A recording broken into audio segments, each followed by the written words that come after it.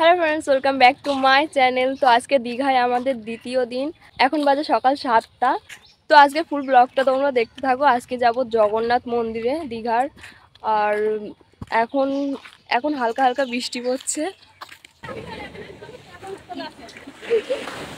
তো আমরা এখন সমুদ্রের পাড়ে এসেছি, আর এখানে ভীষণ বড় বড় ঢেউ দিচ্ছে, আর এখন এখন বৃষ্টিও শুরু হয়ে গেছে।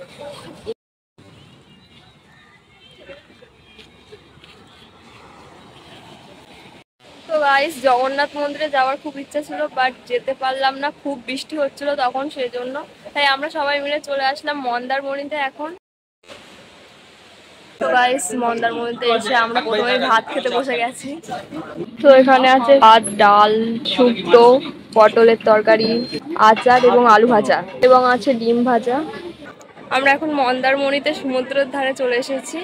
এখন হালকা হালকা বৃষ্টি পড়ছে। তো গাইস, এখন বৃষ্টি পড়ছে বলে সমুদ্রের ধারে কিছু রিলস বানালাম, তারপরে উঠে আসছি। তো guys, new Digha, old Digha এবং মন্দারমণি সব ঘোরা হয়ে গেছে। এখন আমরা যাচ্ছি বাড়িতে। আর এখন রাস্তার ধারে এক জায়গায় দাঁড় করিয়েছে যেতে যেতে গাড়ি।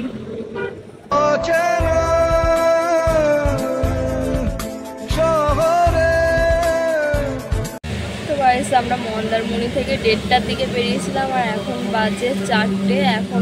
এখন আমরা আছি ধুলোগড়ি। এখনো কলকাতা পৌঁছতে 1 ঘন্টা সময় লাগবে। আজকে সারাদিন বৃষ্টি হয়েই যাচ্ছে। এটা কোন জায়গা?